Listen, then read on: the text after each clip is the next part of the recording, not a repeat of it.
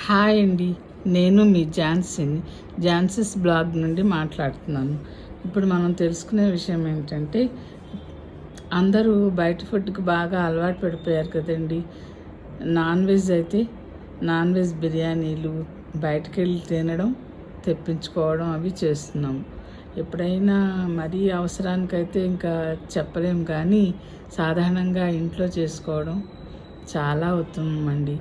Non veg బిర్యానీలో వేసే మాంసం గురించి నేను ఒకటి చదివాను, చాలా భయం వేసింది. అదేంటో మీకు చెప్తాను.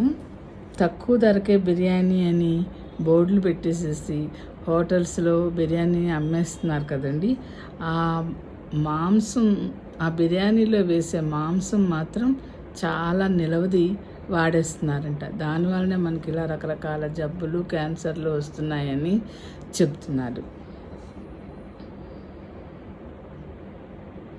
కొందరు మాంసం దుకాణ నిర్వాహకులు అతి తక్కువ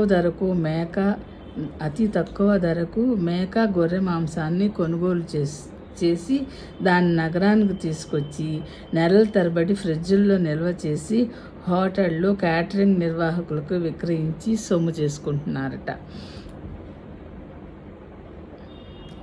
ఇది నగర టాస్క్ ఫోర్స్ బృందాలు వరుస దాడులు చేపట్టడం వలన తెలిసినాయండి. ఈ వారం వ్యవధిలో సుమారు 20 టన్నుల కుళ్ళిన మాంసాన్ని స్వాధీనం చేసుకున్నారు. 10 మందిపై కేసులు నమోదు చేశారు. నగరం శివారు ప్రాంతాల్లో 50కి పైగా మాంసం నిల్వ చేస్తున్న స్థావరాలున్నట్టు గుర్తించారు. వీటిపైన తనిఖీలు నిర్వహించేందుకు సిద్ధమయ్యారు. 4-5 ఏళ్లుగా నిర్వాహకులు వేలాది టన్నుల మాంసం దిగుమతి చేసుకుని ఏపీ, తెలంగాణ, ముంబై ప్రాంతాలకు ఎగుమతి చేస్తున్నట్లు గుర్తించారు. మాంసం వాసన రాకుండా ఉండేందుకు, నిల్వైతే వాసన వచ్చేస్తుంది కదండి, వాసన రాకుండా ఉండేందుకు రసాయనాలు ఉపయోగిస్తున్నారట. 4-5 నెలల వరకు ఫ్రిడ్జుల్లో నిల్వ చేసి నగరం శివారు ప్రాంతాల్లోని కొన్ని హోటళ్ళు, రెస్టారెంట్ల నిర్వాహకులకు ఇక్కడి నుంచే మాంసం కొనుగోలు చేస్తున్నట్లు పోలీసులు దర్యాప్తులో తేలింది. 2-3 వేల మంది అతిథులకు మాంసాహారం అందించేందుకు కొందరు క్యాటరింగ్ నిర్వాహకులు తక్కువ ధరకు లభిస్తుందనే ఉద్దేశంతో వీరి వద్దనే కొనుగోలు చేస్తున్నట్లు ఈ అధికారి తెలుపుతున్నారు.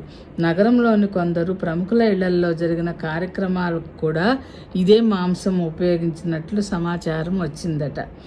పోలీసుల వరుస దాడుల్లో కొందరు దుకాణాలు మూసివేసి అజ్ఞాతంలోకి కూడా వెళ్ళినట్టు తెలుస్తుంది.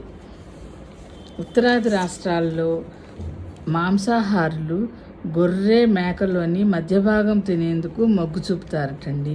మిగిలిన తల, కాళ్ళు, పేగులు, ఇతర భాగాలను అక్కడి వ్యాపారులు నగరానికి చెందిన కొందరు దుకాణదారులకు, దళారులకు అతి తక్కువ ధరకు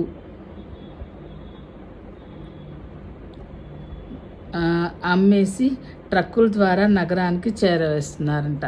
శీతల గిడ్డంగులు, రిఫ్రిజిరేటర్లలో ఆ మాంసాన్ని నిల్వ చేసి హోటళ్ళు, క్యాటరింగ్ నిర్వాహకుల నుంచి ఆర్డర్ రాగానే నిల్వ చేసిన మాంసాహారాన్ని సరఫరా చేసి సొమ్ము చేసుకుంటున్నారు. మంగళహాట్లో నిల్వ ఉంచిన మాంసంపై నగర టాస్క్ ఫోర్స్ పోలీసులకు సమాచారం అందగానే తనిఖీలు నిర్వహించి 12 టన్నులు స్వాధీనం చేసుకున్నారట. తాజాగా డబీర్పుర, ఛత్రినాక, చాంద్రాయణగుట్ట తదితర ప్రాంతాల్లోని కొందరు అక్రమంగా నిల్వ చేసి విక్రయాలు సాగిస్తున్నట్లు గుర్తించారు. నగరానికి అధిక శాతం కశ్మీర్ నుంచి దిగుమతి చేసుకుంటున్నట్లు పోలీసులు నిర్ధారించారు. ఎక్కువగా కాశ్మీర్ నుంచి వస్తుందంటండి ఈ నిలవ మాంసం. నెలకు సుమారు 200 టన్నులు పైగా మాంసాన్ని నగరానికి చేరవేస్తున్నారట. పండుగలు, వివాహాల సమయంలో రెట్టింపు మాంసం తెప్పిస్తున్నారు. ఇక్కడి నుంచే ముంబై, విజయవాడ, విశాఖపట్నం, నెల్లూరు తదితర ప్రాంతాల్లోని క్యాటరింగ్, మాంసం దుకాణాలకు సరఫరా చేస్తున్నట్లు సమాచారం వస్తుందంట. ఇదండి, బయట ఫుడ్ తినడం వలన మనకి జబ్బులు ఎందుకు వస్తున్నాయో ఇప్పుడు అర్థమైంది కదా. ఏదో తప్పనిసరి పరిస్థితులు, ట్రావెలింగ్లో ఉన్నప్పుడు ఏదైనా ఒకసారి అయితే పర్వాలేదు, కానీ రెగ్యులర్గా మనం బయట భోజనానికి అలవాటు పడ్డాము, మన హెల్త్ మనమే చేతులారా పాడు చేసుకున్నట్లేనండి. ఇదంతా విన్నాక కూడా మనం ఇంక బయట తినాలంటే చాలా భయపడాల్సిందే. అందరికీ తెలుస్తుందని ఈ విషయం మరోసారి గుర్తు చేస్తున్నానండి. Thank you. ఈ వీడియో వీలైనంత వరకు అందరికీ షేర్ చేయండి. కొంతమంది అన్నా భయపడి రెగ్యులర్గా బయట తినేవాళ్ళు ఆపేస్తారన్నమాట.